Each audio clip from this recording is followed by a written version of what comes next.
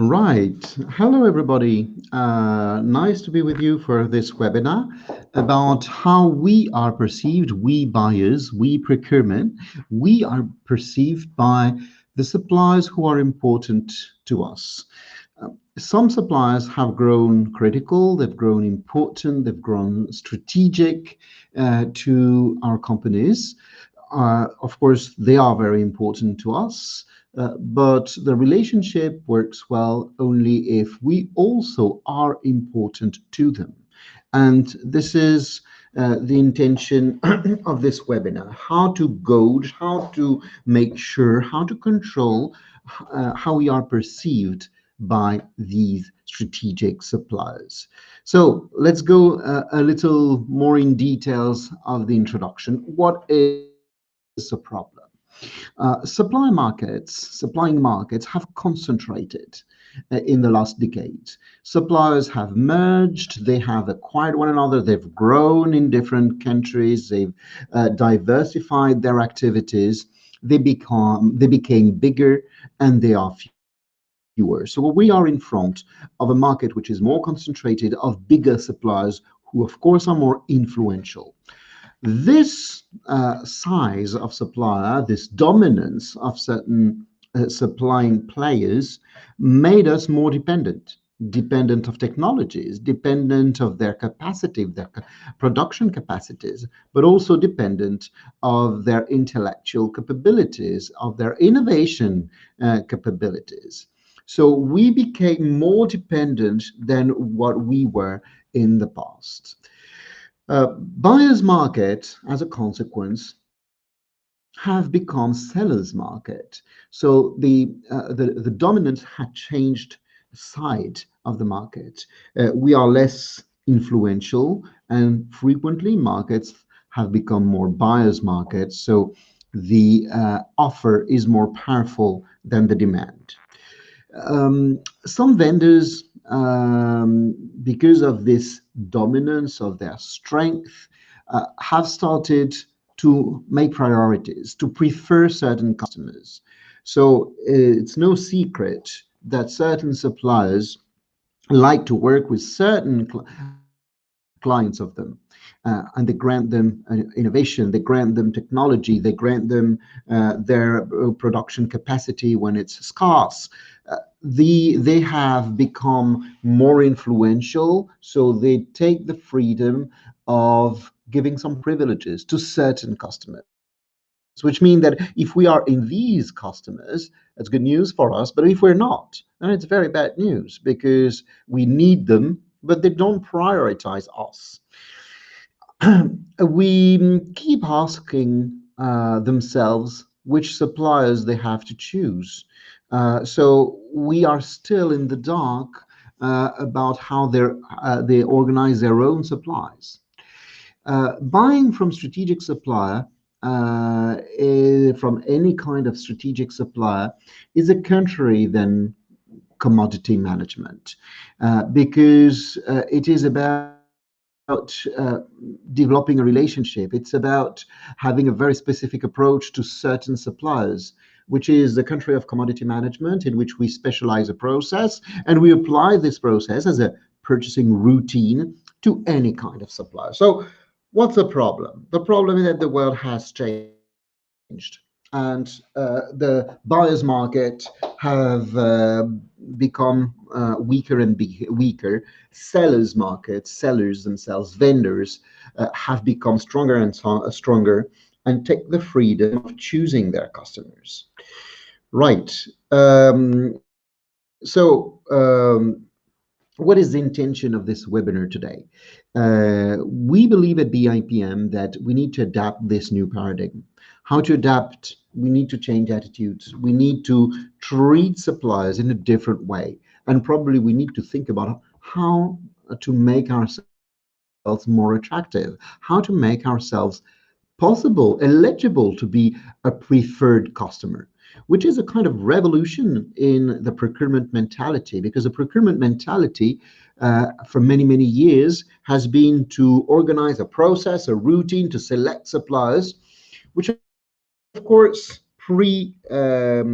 presupposes that we are a powerful buyer and they all want to work with us. When it's not the case anymore, we have to change mentalities and start to think about how can I make myself more attractive? How can I make myself an ideal customer for my supplier?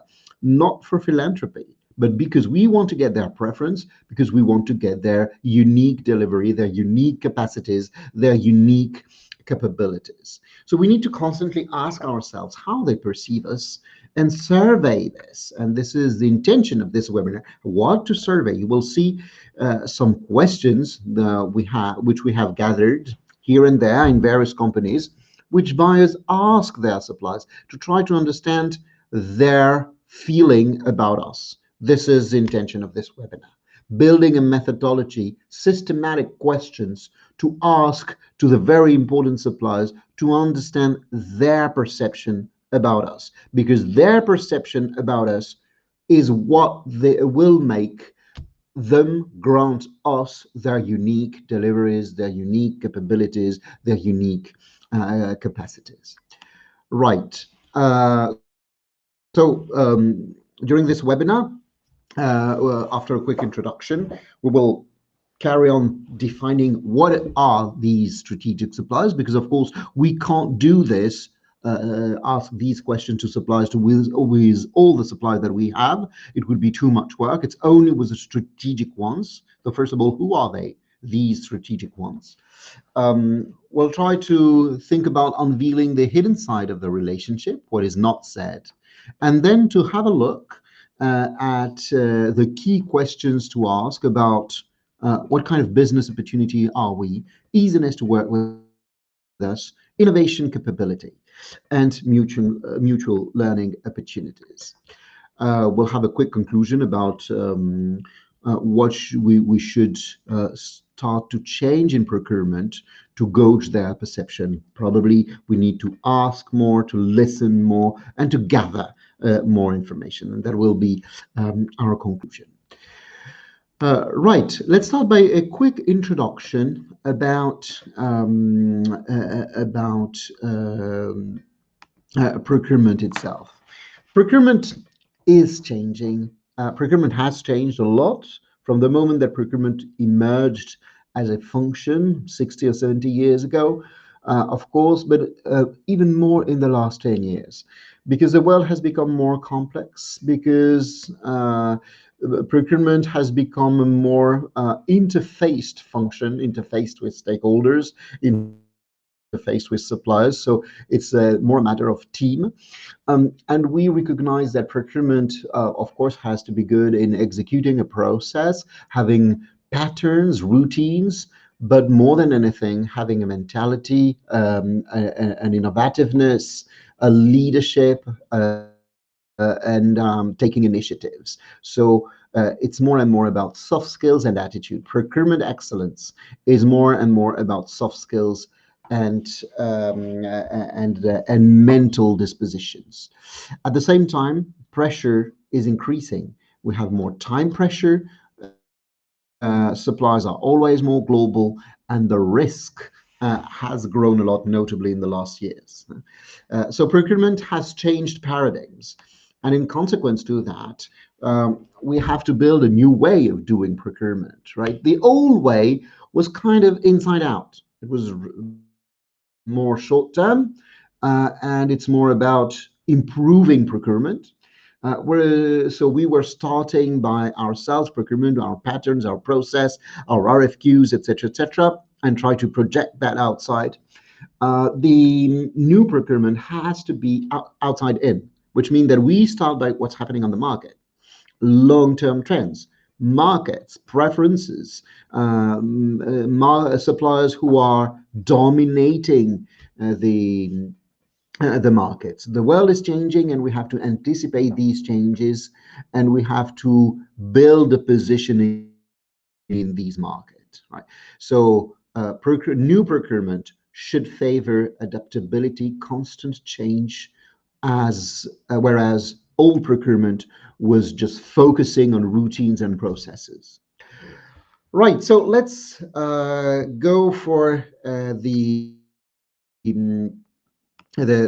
first part, which is about the strategic suppliers. Who are they? These strategic suppliers. Let's have a look about these very specific suppliers that we are talking about. Again, what we're presenting today is how to gauge the perception of suppliers. This does not apply to the vast majority of the suppliers of your portfolio. That would take too much time. It applies only to the very few suppliers who are extremely important to us. Who are these suppliers who are crucial to our companies? Well, first of all, as we've said, there are less and less suppliers on the markets. Markets have concentrated. But more than that, suppliers have less and less resources. If you look at R&D resources, if you look at technology resources, less and less resources to be allocated to a customer. We also have more limited resources to manage suppliers at the same time that we need them to be extremely reactive and even proactive. We need more and more innovation. We need differentiation. We need our suppliers to help us differentiate and to feed our competitive advantage. And there's a constant increasing competition between supply chains. Right. So, what kind of suppliers are so important, are crucial, have become crucial in our portfolios? Who are they? First of all, the strategic suppliers, the ones that make our competitive advantage and our strategy. The suppliers who are contributing to who we are in terms of innovation, in terms of technologies, in terms of concept. They have a direct contribution to what will make us in the future, right? So who we are as a company depends a bit from certain suppliers. These suppliers are strategic suppliers. Second, the key suppliers. The key suppliers are the ones who are contributing to our operational efficiency. The suppliers we need to be on time. The suppliers we need to maintain our cost breakdown. The suppliers we need to lower our level of risks. These are suppliers which are not crucial to our technologies, to our positioning, to our market, etc., but they are crucial to keep the main parameters, costs, risks, on-time deliveries. And another type of very important suppliers are the suppliers who we've grown dependent from, because we have not managed our dependency. We have taken maybe bad decisions in the past, and these suppliers have become critical suppliers. We have no choice than working with them. You understand that these are three types of very important suppliers. Strategic ones contribute to who we are, our technologies, our brand. Key suppliers contribute highly, control our costs and our risks. Critical suppliers are the suppliers that we are prisoners of. Right. Strategic suppliers, we need to develop a relationship to leverage that value creation, to focus on the future. Key suppliers, we need to manage a relationship to maintain costs and risks, what we call best value. And critical suppliers, of course, we need to manage the dependency. This phenomenon has become even more important when supply chains have an increased competition. More and more, it's not only one supplier that we have in common with our competitor, but it's a whole network of one supplier and their own suppliers, our sub-tier suppliers. So as you can see here on the slide, there's a series of supplier, second-tier supplier, third-tier supplier who are common between company A, ourselves, and company B, our competitor. When resources have become scarce, of course, we can legitimately question ourselves, who will get these resources? Ourselves, A, or our competitor, B? And we need to attract these resources so that we get the maximum of these supply and sub-tier suppliers resources and capabilities, and B doesn't get as much as we get. So the intercompany competition has become also a supply chain competition and not only a customer competition. So this is why we depend a lot on strategic suppliers for lean supply chains, for integration of the supplier in the value chain, notably in innovation, and to grow, to differentiate, and to build our competitive advantage. Right. So what can we expect from suppliers? Of course, innovation, cheaper lead times, shorter lead times, sorry, a preferential allocation of resources, and notably in terms of innovation. When you have a strategic supplier contributing to your brand, to your technologies, having their teams work exclusively for us, or preferably for us, or working at our place makes a crucial difference in the competitive advantage. That they share with us their know-how, their understanding of risks and costs, and that they contribute to our market reputation. So in a world where technology has become a differentiator, or in a world where innovation is what makes a competitive advantage between companies, we cannot deprive ourselves of crucial suppliers, crucial or strategic or key or critical suppliers, because they will provide us with the exclusivity or the preference on this innovation, on these lead times, of this know-how, on these capabilities and capacities. One of the problems is that procurement was born in a world that does not exist anymore, where there was one big buyer and many suppliers, that buyers were much larger companies than suppliers, where buyers were a unique opportunity to sell, and where suppliers were kind of identical or very comparable, and product and services were commodities. They were very standard. This is not the case anymore. The company, the market, or the paradigm we're in today, is not an arm wrestling anymore. It's not buyer against vendor. It's about growing things together, buyer, vendor, hand in hand. Right.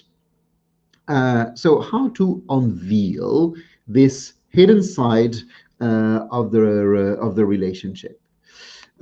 Who has a taste for that kind of thing? For being completely blind, right? For loving being in a relationship with somebody who you don't know.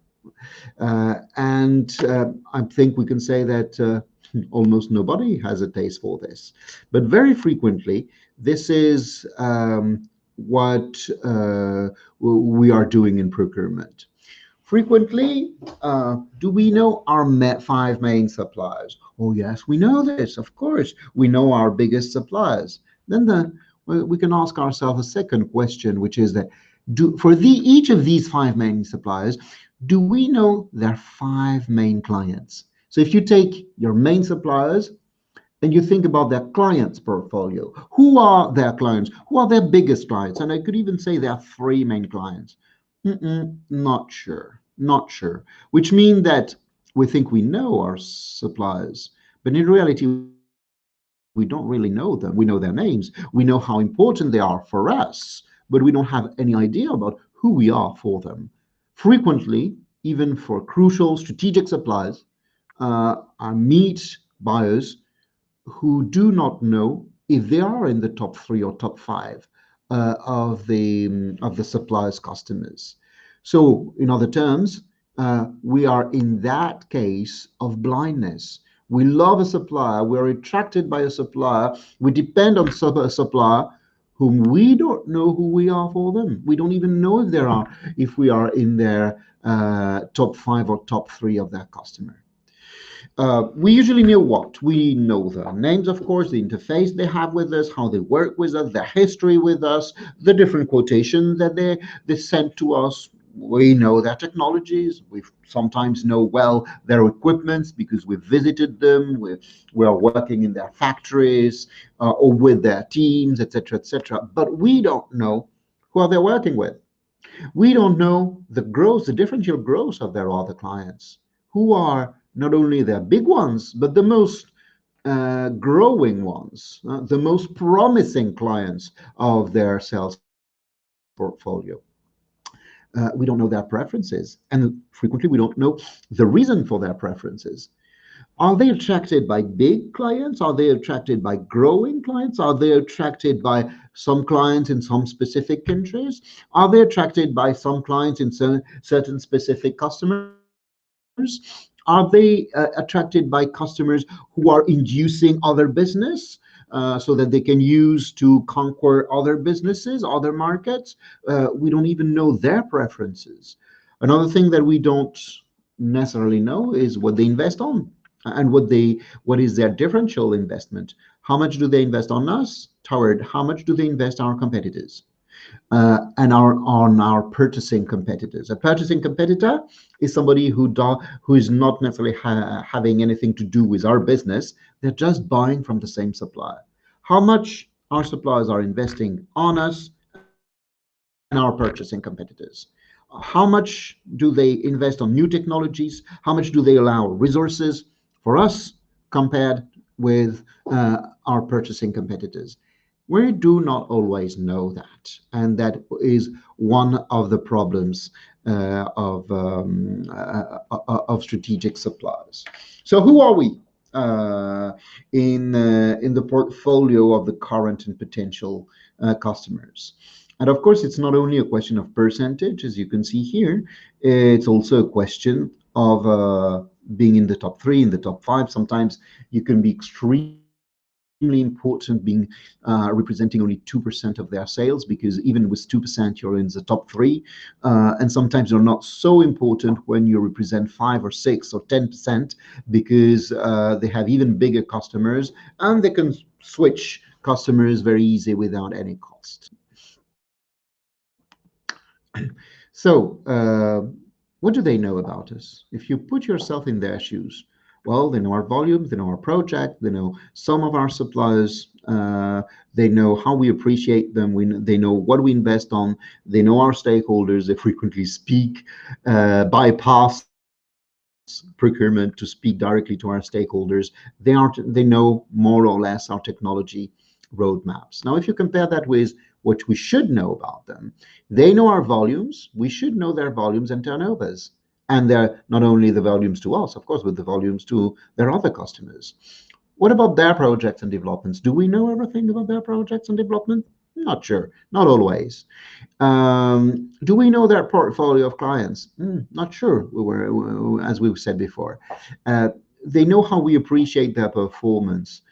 Do we know how they position us in their sales map? What kind of customer are we?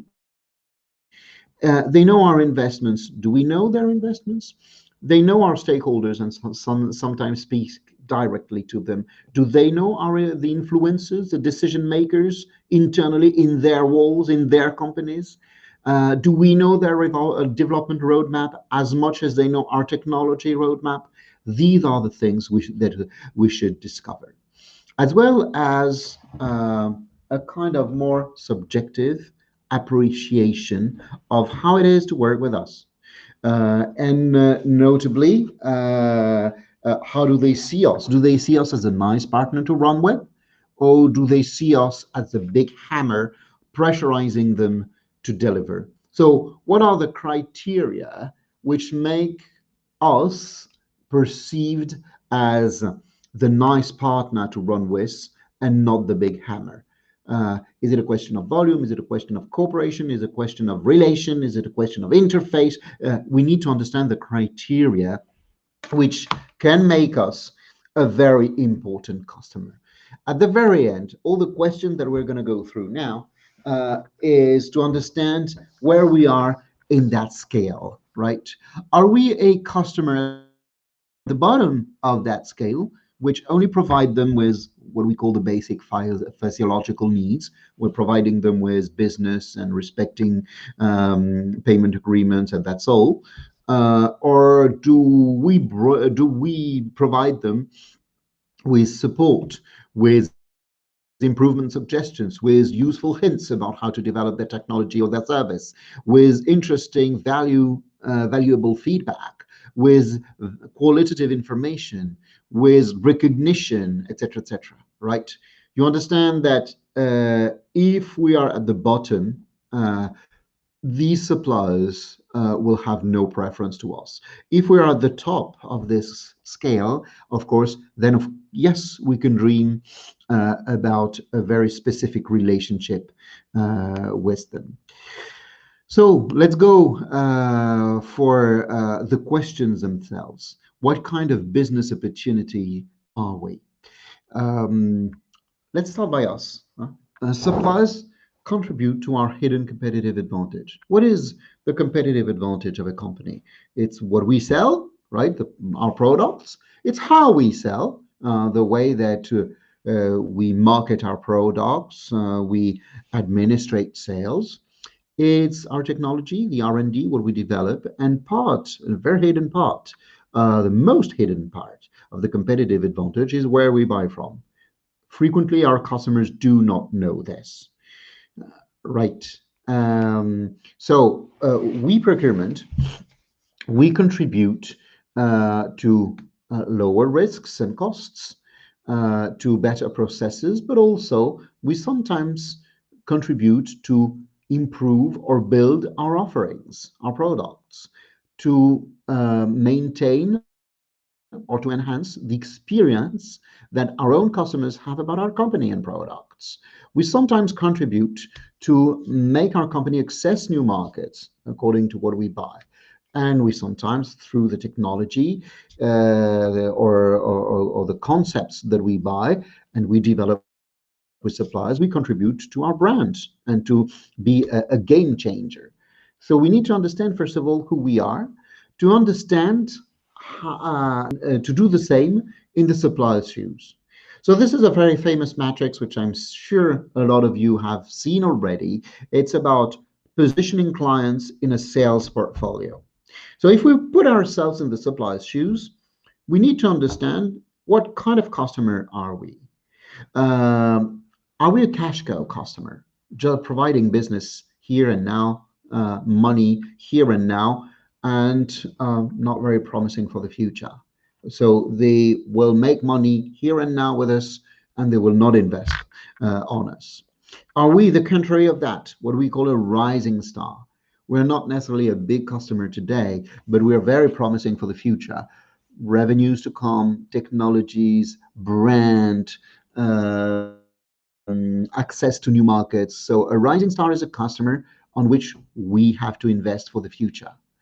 You understand that if you put yourself in the supplier's shoes, you're not going to manage a cash cow as a rising star. The cash cow, you will invest minimum resources. You will make no effort. You will just expect the money here and now from the customer. Rising star, it's going to be the contrary. You're going to invest a lot on these type of customers. So we need to understand who we are. Maybe we have a chance, an opportunity of being even a strategic customer. We're representing a lot of money today and a lot of the potential money value for tomorrow. And this is being a strategic customer. Of course, you understand that if they are strategic to us, they are strategic, they're key, they're dependent, and we are strategic customer to them, well, that's fine. Then this is a reciprocal relationship. If they are crucial to us, strategic, key, critical, and we are a rising star, well, the expectations are not exactly the same, and we may have more expectations of the present, and they have more expectation of the future. But there's probably a room for an exchange of value between us and them. Now, where it becomes very difficult is when they are key, critical. or strategic to us, and we are either a cash cow customer or a nuisance customer. Then, of course, we expect things from us. We expect a level of service. We expect a level of innovation. We expect a mindset. We expect an investment that will never come. That will never come true because we're not enough important to them, cash cow nuisance, compared to how important they are to us. One key important thing is the growth potential. Frequently, research has shown that the preferred customer are not the biggest ones, but the one who have the biggest growth rate, which means that to be in the upper part of the matrix, it's not necessarily important to be a big customer, but a growing customer. So if you see here this diagram, this visual between customer A and customer B, the question is, are we more A or B? Are we more big ones flat or small one growing? And it's probably preferable to be the small one growing. Same thing applies to a product life cycle. If we are in the early phases of the product life cycle, then while all the growth is to come, and we are very attractive for what we represent for tomorrow. If we are in the later phases of the life cycle, then probably we are less attractive to them. So here are a few questions to ask to the suppliers. Have their volumes grown with us more than the rest of the company, as much of the rest of the company, or less than the rest of the company? You understand, this is gauging how much we are growing compared to the rest. Are we a more growing customer or less growing customers? Have they won other clients thanks to us? Yes, no. Are we part of their 3 main global references? Yes, no. You understand that we need to understand this. We need to ask these questions either in a survey or in a specific event to be organized with the supplier to understand who we are in their sales portfolio, to position ourselves in this matrix that very unfortunately they will very rarely show to us. Key questions to ask is also about co-investments. Have they co-invested in production assets with us? Have they co-invested in R&D processes, R&D resources? Have they invested in common licenses with us? Because these co-investment is an indicator that we are a rising star. A rising star in a sales portfolio is a customer that you invest on, right? If they have invested with us, if they have invested more with us than with their other customers, yes, we are probably on the top part of this matrix. If the answers to these questions is either no or less than with the others, then we are probably at the bottom part of this matrix. Right, another cluster of questions is about the easiness to work with us. I'm going to repeat this. We said that already. Are we a nice partner to run? Are we seen as a big hammer? So we can first ask ourselves if we have had some practices which kill our attractiveness, like we have demanded more than what was agreed or what was signed in the contract. We acknowledge the bad performance and we beat on them when they're performing badly, but we don't acknowledge the good performance and we don't thank them, we don't recognize their good performance. We impose our ways, notably when they are the techno experts. We either sign agreements or push them to do things on a win-lose basis, or sometimes it's not a win-lose, but it's a big win and a small win, which is a non-balanced value distribution between the buyer and the seller. Are we using sharp practices like we pay late, too late, we pay much after what was agreed, etc., etc.? So easiness can be frequently killed, and we need to ask questions on that. First of all, generic questions to ask. Are they happy about the collaboration with us? Very satisfying to not very satisfying. That is a crucial question to ask, but the problem is to get the right answer. Because frequently, if you just ask this to the key account manager, they will say completely satisfying, oh, minor improvements, because their job is to please their clients. So sometimes the answers to these questions are not the right ones, right? So you need to have these questions not answered by the key account manager, but answered by the real people who manage the financial flow, the flow of products, or logistic people, their financial people, their marketing people, etc., etc. Not with the commercial interface, which may have the tendency of giving us a nice picture because they think this is their job. Um, Generic questions to ask, of course, is about the communication with us. How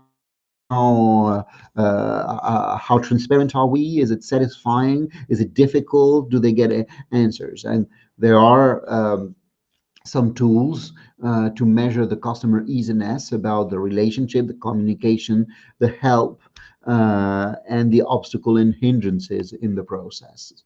Now, you can ask more precise questions about their perception of our processes and organization. Do they perceive us as organized, structured, useful, or making things very difficult? So you can ask about their perception on how we are organized in procurement. You can ask an even more precise question on the buyer, on ourselves, and notably on the level of interface with the buyer. Do they meet the buyer, the operational buyers regularly, or just punctually, or they haven't even met them? Um, Information, are we providing them with the right information at the right time? Forecasts, do they feel that our forecasts have been realized? That is a very interesting one, because frequently what happens is that we have the feeling that we have realized the forecast, we stick to what was announced, and they have the contrary feeling. So then, of course, we can work on that to see who's right, who's wrong, and to reduce the gap, to bridge the gap between the buyer's perception and the supplier perception. But at least we first need to understand if there's a gap between what they perceived about our forecast and what we perceived of our own forecasts. Another key question is about what makes the relation. Is it what makes it working? Is it the history? Is it the relation with some key contacts, and which key contacts? Is it the organization, the process, or is it just led by our products? That's an important thing to do. Do they have business reviews with us, and at which frequency? Do Are we paying at the right time, or even are we paying sooner or later than their other customers? That is the most important.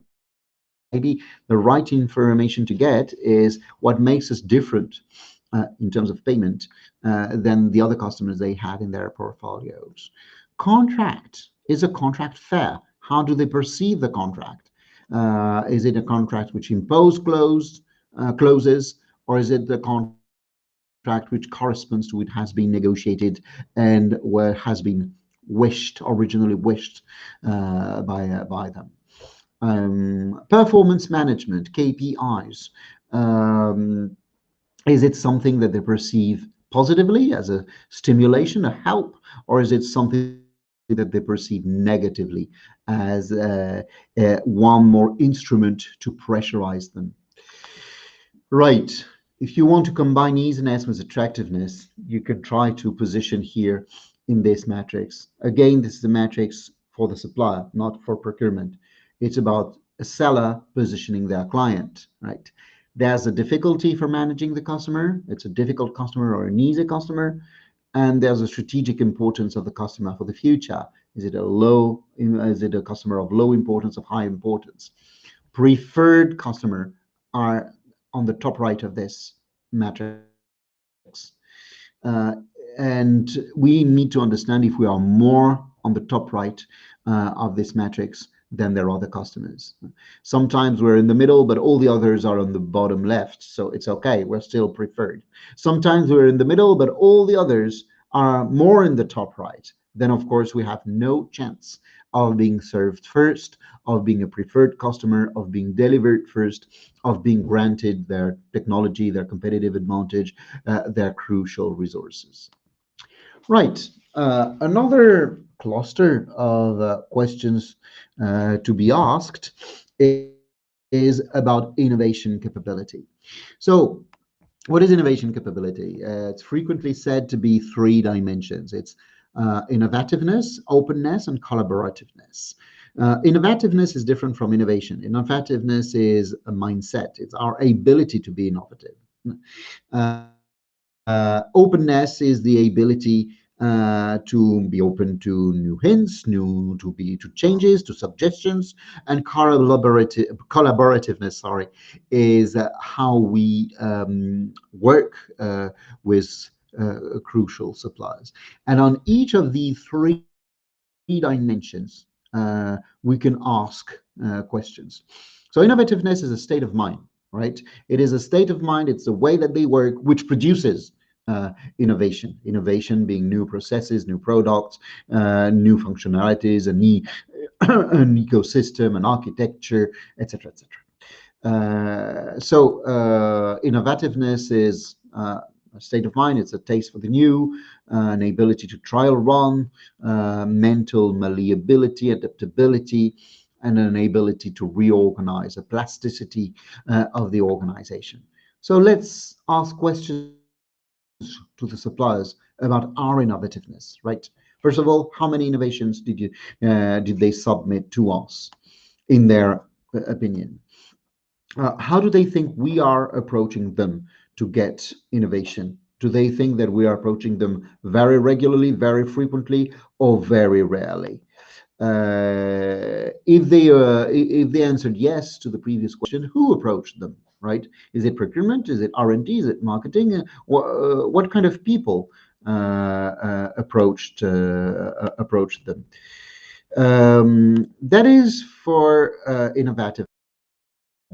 Now, we also said that innovation is a question of openness, right? Openness to experience, being attracted by unusual ideas, variety of experience, adventure, risk even, right? And openness to experience has to do with mental speed, with the taste for sophistication, the profusion of ideas, tolerance for abstractions, etc., etc. So we need to ask questions on this. We need to understand if they perceive buyers, procurement, and their clients as open to new ideas, to plan Bs, to paradoxes, to think laterally, to have a profusion of ideas, etc., etc. So we need to understand questions, to ask questions about this openness. Notably, when the suppliers propose innovation, how do they feel that we have taken in consideration, right? 100% of the idea proposed, or almost nothing, or something in the middle. That is a reflection of how they feel we are open. Did we refuse innovations that other customers have accepted? So have we rejecting things which have been accepted by others? Because of course that creates a preference for the others and not for us. The third dimension of innovation is collaborativeness. How do we work together? Are we optimizing value for all players? That means for them and us. Or are we dividing values among different players? So are we transparent? Are we concerned by their interest? Is it a sustainable process? Or are we just giving partial information? We're focused on here and now, and we are working by level works, and notably we don't allow them to speak to the management layers. So collaborativeness applied to procurement is how we formulate value, how we are how we pay attention to their ideas, how helpful we are, how willing we are to help them and remove roadblocks, how we coordinate multi-company task forces and notably the interface, how we consider their contributions and notably the lateral contributions of their people, how we recognize them, how we're willing to enhance them and promote them, generically speaking, how we are never threatening them in the relationship. We're in a collaborative mode, and how we handle conflicting interests. So what kind of questions can we ask? Well, open innovation. Do they practice open innovation with us only, or with us and the others, or more with the others than with ourselves? This open innovation mindset and experience and feeling, is it more with us or more with their other customers? Are they innovation which they developed for us? Where have we helped them? How much have we helped them to develop things for us? Right, half half. We financed most of it. They financed most of it. We didn't help them at all. We need to understand their perception, their feeling about this. Um, did they rely on us to innovate? So could they lean on our own expertise to innovate? Yes, no, through buyers, through procurement, or through joint teams, or not at all. You understand, we're stepping here, we're asking questions about unknown territories, ecosystems. How do we innovate through ecosystem with suppliers? Sustainability, and of course, working with startups. All these questions can be very useful in such contexts. The last cluster of questions that we can ask is about how we learn from one another. So let's have a look at that. When we're working collaboratively with the supplier, they learn from us, we learn from them. Collaborative relationship with suppliers is very intricated with being a learning organization. Uh, the knowledge that we gather by learning together creates values, creates business behaviors, creates conceptions and perceptions. So it's a constant loop between procurement informing suppliers, giving information to suppliers, but also learning from suppliers. There's a problem though, which is that all companies have a certain myopia, right? First of all, temporal myopia. We know, we retain, we remember, we pay more attention to what happens here and now, right? Instead of what has happened in the past and will happen in the longer future. Here and now, between what's happening here around our factories, with the people we know, and not in other areas, distant countries, etc., etc. And we also tend to retain more information from what has succeeded than what has failed. And what has failed is frequently a source of very important information. So to understand how we learn together, we can ask some questions. Have they won other clients thanks to us?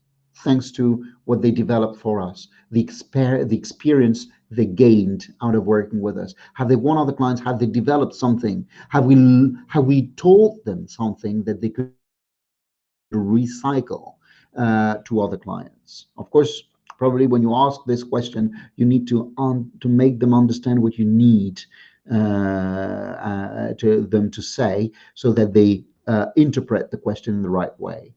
The technologies and processes which they developed, did they gain knowledge through us? They developed these technologies with us or more with other customers. So how have they learned technologically speaking by working with us? Are we in the top three of of the suppliers with which they for which they developed their innovation. Right? If we are in the top 3, it means that they learn from us, that working with us teach them something. If we're not in the top 3, then we don't know that. Another question that we can ask is to work with us, did they have to recruit and develop competencies? That's a very interesting one. If working with us, they have to recruit new people to invest in new technology, buy new competencies, new technologies, etc., etc. It means that working with us induced an increase of their competencies. So they grew mentally, intellectually through us. If to work with us, they didn't have to recruit anybody to develop any kind of a new competence, mean that they just did more of the same with us, more of what they already knew to do, which means that they haven't grown intellectually, mentally, technologically with us. Other investigating questions is linked to that. Did they have to change their KPIs? Did they have to develop their KPIs with us? And do we monitor the KPIs that were originally agreed? Okay, time for a quick conclusion. How to gauge these perceptions. So we've seen several questions that we can ask them to understand how strategic we are to them, because if they are strategic to us, then the relationship is balanced if we are also strategic to them. So how to do that? Probably first of all by asking more, having systematic feedbacks, surveys, exceptional surveys, having a regular, frequent steering committees, having a two-way performance management. It's not only us measuring their performance, but also them measuring our performance, right? So that we then KPIs are measured on both sides, and then we exchange information about that. It's not only about asking, it's also about listening. Sometimes there are signals which are given to us, criticism, they express things, etc., etc. So we need to be attentive to what they say, and also foster what they want to express, and be open to any kind of criticism. Listen first and speak after. Reception mode first and mission mode after. Frequently, when you start by communicating the KPIs on which they have not been good at, etc., etc., of course, it leaves very little space for them to say what they feel about us. Allowing lateral channels. Maybe you have put in place steering committees, but they will say more inside discussions with other people. So indirect stakeholders working directly with the suppliers may know more laterally, may perceive more laterally than what they will officially express in steering committees. So asking, listening, and also gathering. We have the chance of living in a world where IT systems and artificial intelligence enables us to gather a lot of data, capitalize this data. So we need to have all this in place so that we gather as much information as we can, and we're using this information. We can access it. Anybody, anywhere can access it. That's important, because if we gather a lot of information to then have this information stuck somewhere in an IT system and nobody knows it and nobody accesses to it, then of course it's useless. And comparing with this information with internal and external benchmark. So we need understanding the supplier's perception needs that we increase our knowledge base. So again, we're stepping into unknown territories for procurement. Big data, consolidating this information, artificial intelligence to be put in place in procurement. So we need to develop learning dispositions, being humble, accept criticism, being ready for change, interested in new insights, conveying what we've learned to others. And we need to be caring. We need to care about supplier profitability, their value gains, their interest in the relationship, their investment of resources, their interest, their focus on the long run, on the long term. Sustainability is also, it's much more than environment. It's about caring to develop a long lasting relationship with supply. As a conclusion, procurement is changing. We said that at the very beginning, and procurement needs to learn from the supplier's perceptions. Right. Thank you very much for your attention. We now have a little time for questions. Is there anything you'd like to ask?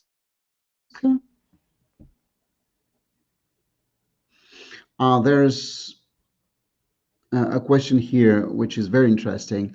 What is a normal percentage of turnover you must have with your existing or potential strategic supplier at the end?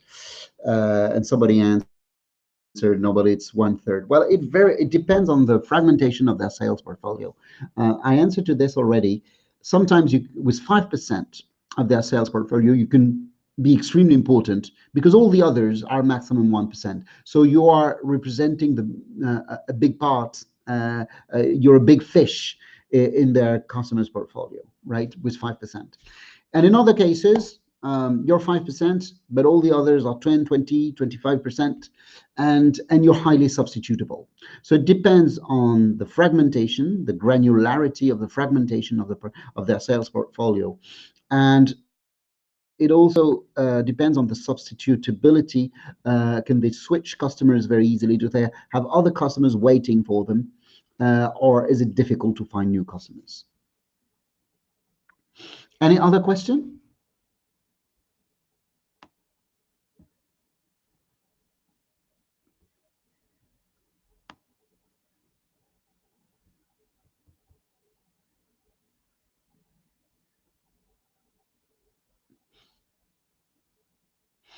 Another interesting question is, do you see more trend toward merger and acquisition in order to mitigate the supply chain risks?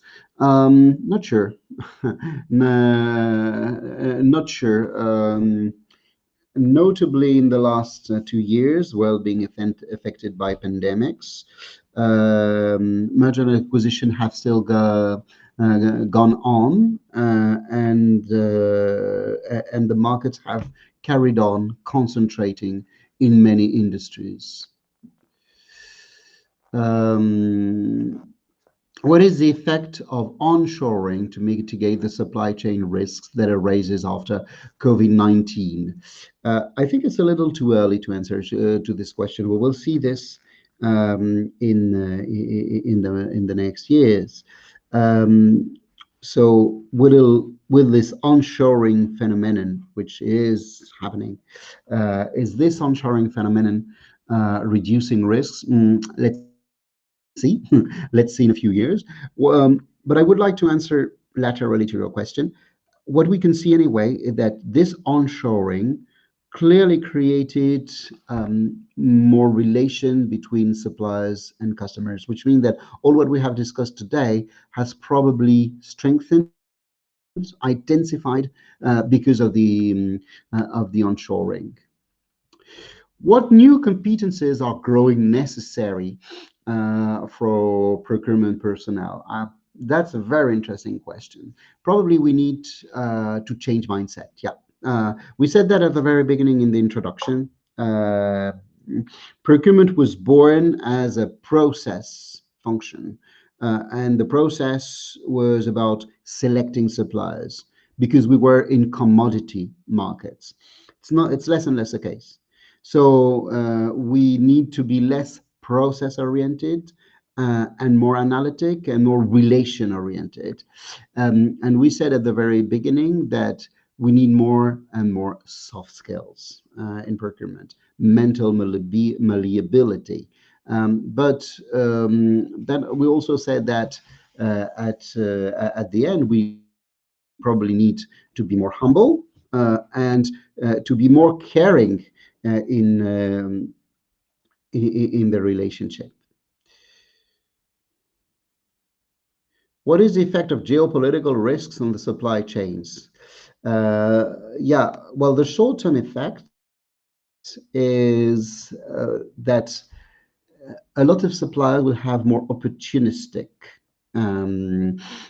strategies, that's for sure, which means that the phenomenon that we were describing at the very beginning, strategic suppliers, critical suppliers, key suppliers, becomes more and more difficult because we grow more and more dependent of certain suppliers for their value contribution, for their deliveries, for the uniqueness of their products, etc., etc., and they are less and less dependent on us.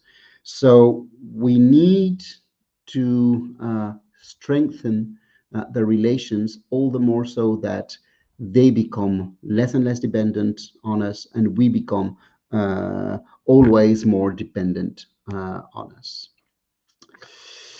There are too many questions. I can't answer everything. Can we quantify trust in a buyer relationship, buyer-seller relationship? Yeah, that's probably what we have to do.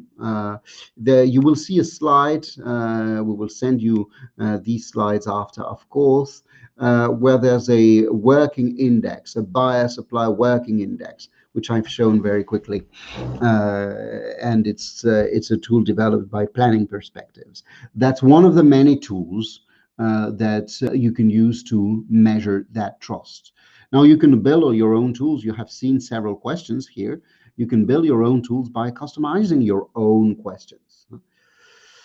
What type of innovation can be applied to commodity business other than improving transparency and operations? So yeah, when we are in a commodity business, everything is very much about the flow of information, flow of products, flow of delivery. You remember the difference that we said between strategic suppliers, key suppliers, critical suppliers. In the commodity business, the most important suppliers are frequently key suppliers. So we depend on them for the delivery dates, for the costs, for the risks, etc., etc.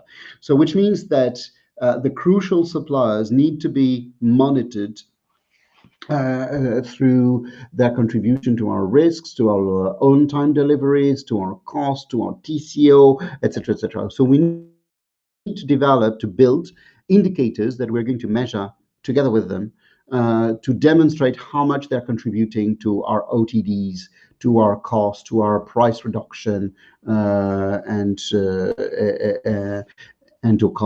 all kind of costs and risks, let's say. Maybe I'm answering a last question because I see that it's 11 already. One of my suppliers shared a survey with me to learn how their strategy is perceived. I guess they are one step ahead with strategizing a relationship. Yes, but that's a very interesting point. Yes, probably. So you should use this because they're probably one step ahead. They're probably willing and open to show you how they perceive, etc., etc. But don't let them write these questions. You have to write the questions because you need to understand what is it that you want to ask. So it's good. What your supplier has done is shows that they're open to that kind of work together. But don't let them create the questions, right? Create your own question. You need to understand how they perceive you. At the end, all this collaborative way of understanding their perception is for you. It's not for them, right? So create the questions, accept what they have shared with you, of course, welcome it, clap your hands, but then use it to ask your own questions about how they perceive you. Right. I think we need to close. It's 11:03 now, Central European time. Thank you very much, everybody, for your questions, for your attention, for your participation today. And we do hope to to see you again in one of our webinars. Thank you.